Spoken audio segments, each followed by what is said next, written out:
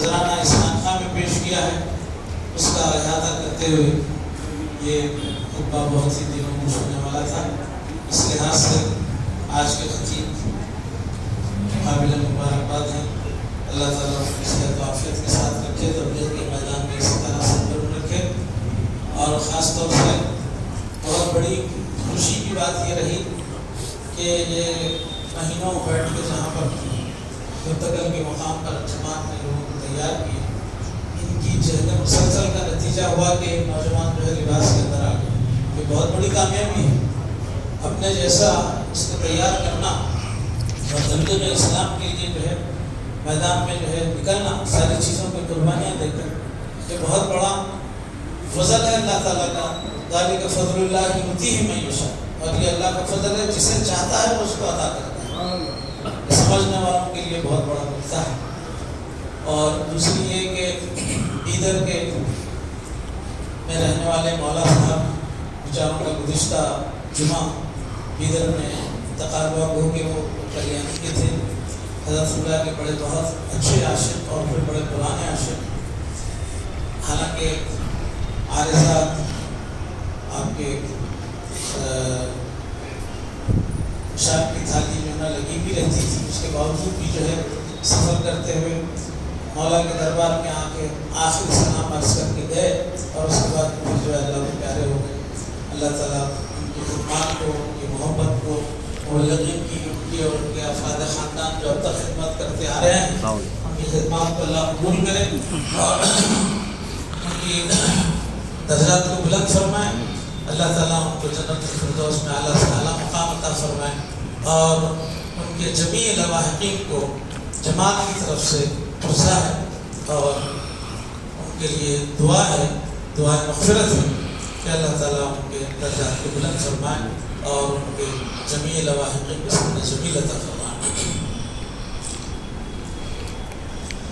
اور شب معراج ابھی یہ کل پرسوں جو اتوار آ رہا ہے، بیچ میں ہفتہ ہے، معراج شب معراج کے سلسلے میں جشن معراج کے سلسلے میں جلسے جلوس وغیرہ شہر میں ہو رہے ہیں، مخاطبت چل رہی ہے۔ تو ہر سال کی طرح اس سال بھی یہاں انشاءاللہ بعد نماز عشاء جلسہ معراج النبی صلی اللہ علیہ وسلم منایا جائے گا، اور نماز عشاء 8:30 کے بجائے 9 بجے ہوگی انشاءاللہ۔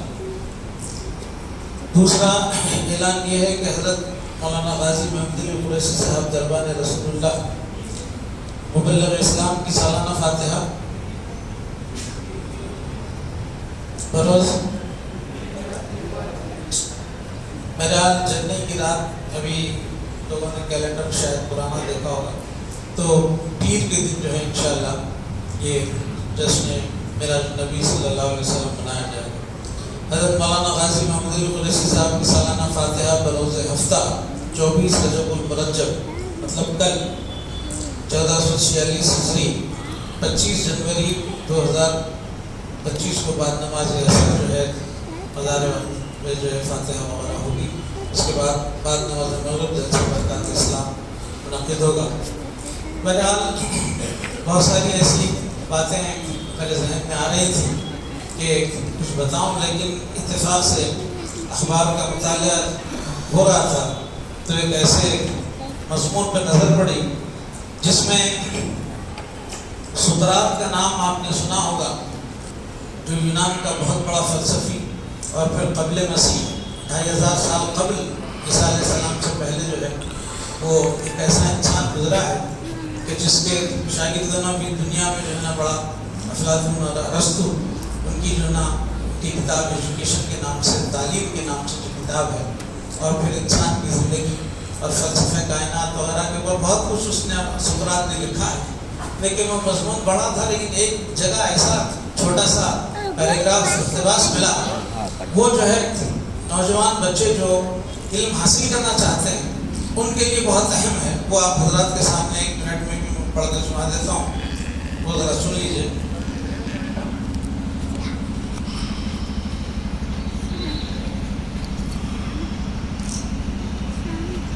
سقراط کی درسگاہ کا صرف ایک اصول تھا اور وہ تھا برداشت۔ یہ لوگ ایک دوسرے کے خیالات تحمل کے ساتھ سنتے تھے۔ سقراط اور اس کے حلقے میں شامل افراد بڑے بڑے اختلاف پر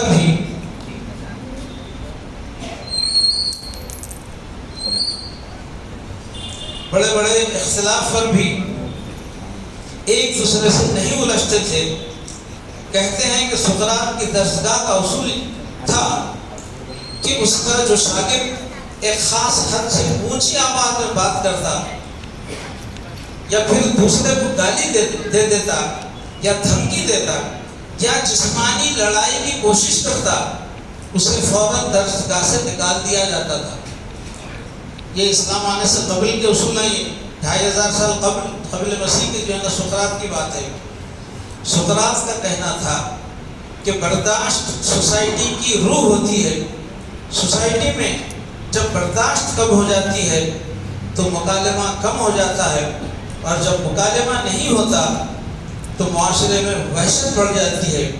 بقول سقراط اختلاف دلائل اور منطق پڑھے لکھے لوگوں کا کام ہے۔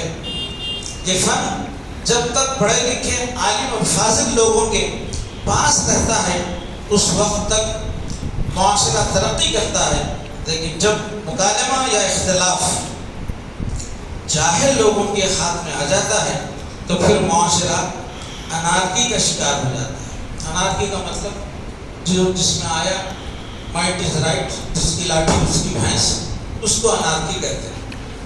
سقراط کا مشہور قول ہے، اور عالم اس وقت تک عالم نہیں ہو، عالم اس وقت تک عالم نہیں ہو سکتا جب تک کہ اس میں برداشت نہ آ جائے اور جب تک ہاتھ اور بات میں فرق نہ رکھے۔ یہی کچھ تعلیمات عملی طور پر حضرت مولانا نے خانقاہ میں رائج کی۔ ایک واقعے کی طرف میں اشارہ کرتا ہوں اور اپنی بات کو ختم کرتا ہوں۔ مولوی آصف صاحب بڑے جلال، ان کا نام ہی جو ہے ان کو خطابی جلال الامت دیا گیا تھا۔ حضرت اللہ کی تحریک، آپ کی تقاریر کرناٹک میں جو انقلاب برپا کر رہی تھی، خاص طور سے رائچور میں مسلم غیر مسلم افراد کا، اصحاب کا ایک بہت بڑا طبقہ آپ سے متاثر تھا، اور وہیں سے جن کا کل عرس ہوا ہمارے پنڈت رفیع الدین صاحب رحمۃ اللہ علیہ، وہ بھی جو ہے نا اپنے خاندان قبیلہ سب چھوڑ کے حضرت اللہ کے ساتھ ہو گئے، اسلام کا ساتھ دیا، اور پھر الحمدللہ یہ تسلسل یہ فیض جو ہے ان کے خاندان میں جاری ہے۔ تو اسی طرح رائچور کی مسجد میں حضرت اللہ مخاطب کر رہے ہیں تو وہاں کہا جاتا ہے کہ حضرت اللہ کا ہاتھ پکڑ کے جو ہے نا ممبر سے اتار دیا گیا۔ اندازہ لگاؤ کہ جس شخصیت نے ہر چیز کو اسلام کی ترویج کے لیے اپنے فن، صلاحیت، اپنی جو ہے نا تحقیق، جستجو، کمپیریٹیو اسٹڈی، دیس دیٹ، سارے کا سارا اس کے لیے کیا ہو، ویسی اللہ والی شخصیت کے ساتھ جس سے کہ اللہ کا مکالمہ جاری ہو، ویسی شخصیت کو اگر ممبر سے اتار دیا جا رہا ہے تو کیا گزری ہوگی حضرت اللہ کے دل پر۔ تو اسی میں ہمارے مولوی عبدالرؤف صاحب مرحوم، روشن آپ کے کیا نام، روشن زمین سرفروش مولوی عبدالرؤف صاحب کی زبانی ہم نے سنا تھا، بچپنا تھا ہمارا، تو اسی میں گڈو میاں نام کے ایک صاحب حضرت اللہ کا چاہنے والا تھا، اور وہ حیدرآباد کی اصطلاح میں پاکٹ بولتے ہیں نا، تھوڑا بہت اپنی کیفیت بدلنے کے لیے، وہ ایک کمزوری اس کی تھی، پاکٹ جو ہے کبھی پی لیتا تھا کسی دن کے ٹائم پہ، لیکن حضرت اللہ کا بڑے دور سے ادب و احترام کرنا اور آپ کی جو ہے نا قدم پرسی کرنا، پھر حضرت جیب میں ہاتھ ڈال کر اس زمانے میں 2 روپے دیا کرتے تھے۔ 2 روپے بہت بڑی بات ہوتی تھی، پیسے کی جو قدر تھی۔ تو وہ شخص دیکھ کے حضرت اللہ کو استقبال کرتے تو تلوار نکال کے جو گھمانا شروع کیا تو مسجد پوری خالی، تتر بتر ہوگا معاملہ، اور پھر جو ہے نا گھما کے جو ہے نا غش کھا کے گرا، اس کے بعد پھر اس کی مسلم کف جانے لگا۔ یہ واقعہ مولوی سرفروش عبدالرؤف صاحب کی زبانی ہم نے سنا تھا، وہی آپ نوجوانوں کے سامنے میں پیش کر رہا ہوں۔ جماعت کے بہت سارے احباب جو ابھی تک نہیں سنے ہوں گے، ان کو جب تک یہ علم نہ ہو، تاریخ دو طرح کی ہوتی ہے، ایک تحریری، ایک زبانی۔ اب یہ زبانی تاریخ ہے، شاید اس کا ذکر کہیں ہو نہ ہو، تو اس طرح جو ہے ہر زمانے میں دو قسم کی تاریخ چلتی ہے، ایک جو ہے زبانی تاریخ ہوتی ہے، ایک تحریری تاریخ ہوتی ہے۔ خیر، تو اسی سرزمین سے یہ جو مخالفت میں کھڑے ہوئے قاسم علی صاحب، حضرت اللہ کا جو وجود سمجھ میں آیا، اس سے پہلے ان کے بڑے بھائی عظیم الدین صاحب جو ہے وہ جو ہے حضرت اللہ کی بیعت میں داخل ہو گئے، آپ کا ساتھ دیے، ہمیشہ وہ رہے۔ بہرحال ان کا بہت ہی بڑا وہ تھا، آزمائشیں تھی، سوالات کرتے تھے، یہ ہوتا تھا۔ بعد میں جب حضرت اللہ کا وجود سمجھ میں آ گیا تو ساری مخالفت کو ترک کیے اور خود مبلغ ہو کے جو ہے نا کام کرنے لگے، اور پھر جلال الامت کا خطاب پائے یہاں آنے کے بعد۔ تو طبیعت کے اندر تھی ان کی تو ایک مرتبہ مسجد میں واقعہ مبلغین سے ہی سنا کہ وہ نماز میں حضرت اللہ نماز اپنے دروازے سے نکل کے امامت کی طرف آتے وقت پہ کسی معاملے میں ایسی حرکت ان سے ہو گئی کہ ایسا کچھ جھٹکا دیے، کچھ کرے، تو پیچھے جو نا حضرت اللہ تھے، تو وہ انہوں نے سمجھے کہ جو ہے کوئی اور شخص آ رہا ہے، سمجھ کے کچھ کرے ہونا ایسی حرکت۔ تو اس کے بعد میں حضرت اللہ دوبارہ بیعت کرو باپ نے، اللہ ایسے مبلغ جو سب کچھ چھوڑ چھاڑ کے آئے، ان سے جو ہے نا دانستہ یا غیر دانستہ تو آپ کو کچھ حرکت ہو گئی، تو آپ نے کہا دوبارہ بیعت کرو بابا۔ تو یہ مقام ادب ہے یہاں پر، تو اسی لیے مجھے وہ آپ کے سقراط کا جو ہے وہ اس کے دربار میں جو لوگ علم حاصل کرتے تھے، اس سے چلتے تھے ایک چھوٹا سا قصہ، 1 منٹ 1.5 منٹ کا سنا دیتا ہوں میں۔ استاد کے بھروسے پہ جو ہے نا شاگرد جو ہے بہت حیدرآباد کی اسلام میں بڑیاں مارنا یا پھر جو ہے پھینکنا بولتے نا، بہت پھینکا کرتا تھا۔ تو استاد نے اس کو بتا دیے تھے کہ دیکھ میاں، اگر تو کبھی حد سے بڑھ رہا ہے تو میں تیرے کو اشارے کے طور پہ گھاس دیتا ہوں، سمجھنا، ذرا احتیاط کر لینا، اغلاط سے مغالطے سے کام نہیں لینا ہو۔ ہاں اچھا سر ٹھیک ہے۔ تو ایک جگہ محفل میں بیٹھے ہوئے تھے اور ذکر کرا انہیں، تو بولے ہمارے زمانے میں استاد کے ساتھ جو ہے ہم شکار کو گئے تھے، تو شکار کو جو ہے شیر کو مارے، تو وہ جو ہے نا 12 گز کا تھا، ان کے پاس 12 گز کا شیر ہوتا گیا طلب۔ تو استاد جو ہے بازو میں بیٹھے ہوئے تھے، وہ اپنے دوستوں میں جو ہے ذرا شیخی بگا رہا تھا، تو استاد کھانس دیا ادھر سے، کھانس دے ارے تو 18 بولے، 12 تو نہیں تھا، وہ 10 فٹ تو ضرور تھا۔ تو اس کے بعد بھی پھر بولے کہ 10 فٹ کا بھی شیر کتاب نہیں ہوتا، کتاب بہت چوڑا۔ تو استاد جو ہے دوسری مرتبہ کھانستے ہوئے سنبھل کے جو ہے ذرا اس کی شیر کی جو ہے آپ کے وہ ناپ تو ذرا کم کر کے بولنے لگا، وہ بھی جو ہے نا آپ کو مغالطہ تھا اس کے اندر۔ پھر استاد جو ہے تیسری مرتبہ کھانسے، تو اس کے بعد انہیں جب یہ بولا کہ نہیں بولے میں شکار کرنے کے بعد اس کو ٹیپ سے ناپ دیا تھے، پورا 8 میٹر تھا، بولے 8 میٹر۔ اس کے بعد بھی جو ہے نا استاد 2 ٹھک کھانستے ہوئے میں اندر سے بولا آپ کتنا بھی کھانستے ہو، اب ناپ دیا میں کم نہیں کر سکتا، بولا یہ بات نہیں ہونا، استاد مانو۔ مگر اسی لیے سادی شیرازی نے کہا تھا اس موقع پر، کیا فرمایا حضرت شیخ صاحب، سادیہ شیرازیہ علم مدح کم زادرا، سادیہ شیرازیہ علم مدح کم زادرا، چون شاگرد عاقل شود ذلت تحت استاد۔ اس کا مفہوم سمجھ لیں۔ اب تو اردو کے نالے پڑے ہوئے ہیں، اردو لکھنا پڑھنا نہیں آتا، بچے جو ہیں اتنے بڑے ہو گئے، 3 نسلیں گزر گئی ہیں اور اردو کے انگلش سے واقف نہیں ہے۔ گھروں میں ماں باپ کے ساتھ اردو میں بات چیت تو کرتے ہیں، لیکن اردو اخبار نہیں آتا گھر پہ اپنے۔ خیر بہرحال یہ ایک الگ موضوع ہے۔ تو آپ فرماتے ہیں سادیہ شیراز علم مدح کمزاد، یہ جو کمزاد کا مطلب جو ہے جو کم ظرف ہوتا ہے، جس کی اعلیٰ ظرف نہیں ہوتی، اس کو کم ظرف کہتے ہیں۔ اس کا مطلب یہ نہیں کہ جو ہے کوئی آج کل کے زمانے میں جو دھیڑ چمار وغیرہ اس قسم کی جو ہے نا شیڈول کاسٹ شیڈول ٹرائب میں لوگ تقسیم کر کے رکھے، ایسا نہیں۔ سادیہ شیرازیہ علم مدح کمزاد چون شاگرد عاقل شود، تو ایسا شاگرد جو اعلیٰ ظرفی کا مظاہرہ نہیں کرتا، جب وہ علم حاصل کر لیتا ہے تو ایک منزل ایسی آتی ہے کہ اسی علم سے اپنے استاد کو جو ہے کہ ذلت کا باعث ہو جاتا ہے. چون شاگرد عاقل شود ذلت ہے استاد کا. تو یہ وہ مقام ہے، یہ وہ خانقاہ ہے. یہاں پر لباس پہننے کے بعد میں زمین پہ پیر ہونا چاہیے. وہ لندی کتنی بھی آپ اڑے ہیں لیکن پیر آپ کے زمین پہ ٹکنا چاہیے. اگر پیر زمین پہ نہیں ٹکے تو پھر جو ہے آگے کی منزل نہیں ملتی. تو یہ جو ہے کسی خاص روز وقت کسی پر نہیں ہے، یہ عام بات ہے مقتدیاران نا کے لیے کہ وہ اپنے حساب سے جو ہے استفادہ کر سکتے ہیں. بہرحال خطبے کے بعد پھر خطبہ میرا مضمون نہیں ہے، لیکن بات کسی بات کی جو یہاں تک آئی ہے. آپ تمام کے صبر تحمل کا سننے کا شکریہ. واخر دعوانا الحمدللہ رب العالمین. السلام علیکم. کوئی اعلان کافی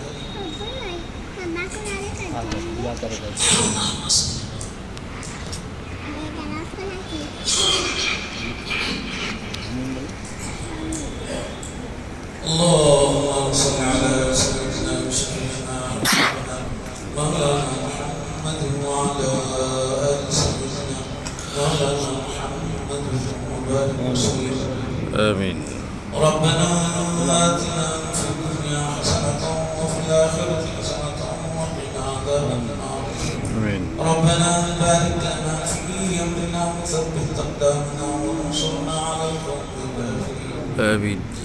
وانصرنا على القوم الظالمين. آمين. وانصرنا على القوم المشركين. آمين. إن الله وملائكته يصلون على النبي يا أيها الذين آمنوا صلوا عليه وسلموا تسليما.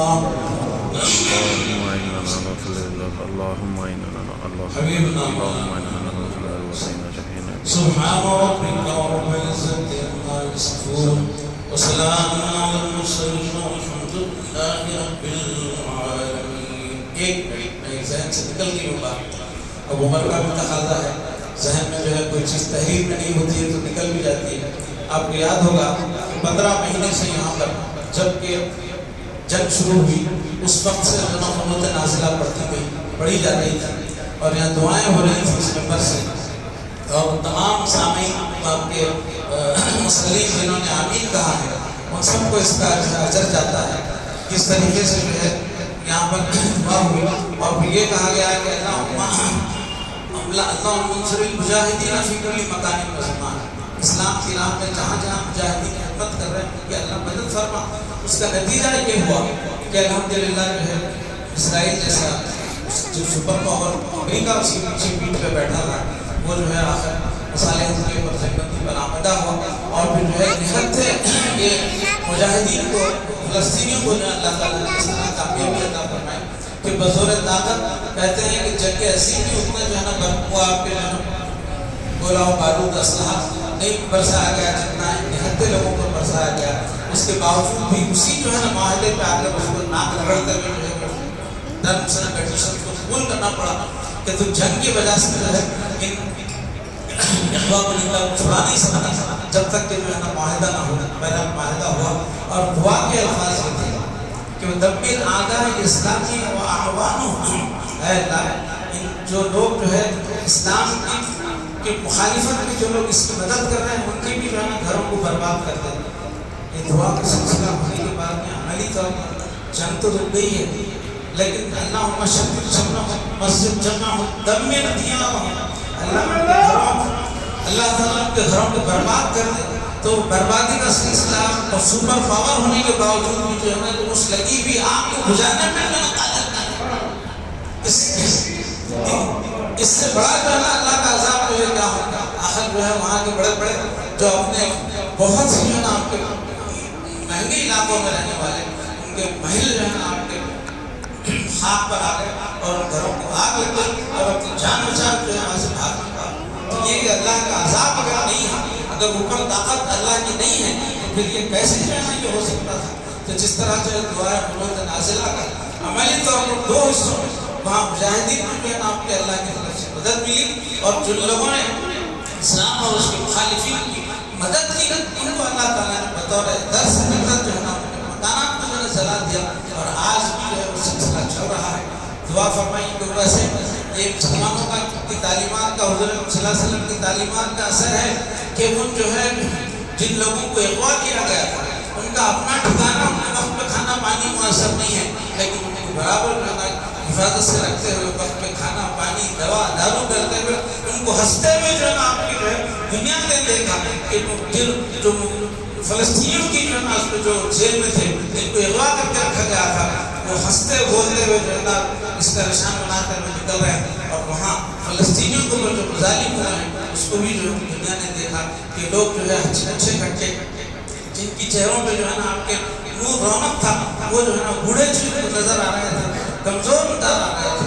تو یہ جو ہے یہ بات ثابت کرتی ہے کہ اسلام ہی دنیا کا وہ واحد دین ہے جو ساری عالم اسلام اقوام عالم میں جو ہے نا آپ کے تمام تعلیمات کو لیا ہوا ہے. اس سے ہٹ کر کوئی بھی اگر اللہ کو راضی کرنا چاہتا ہے تو راضی نہیں ہو سکتا. تو آخر الزمان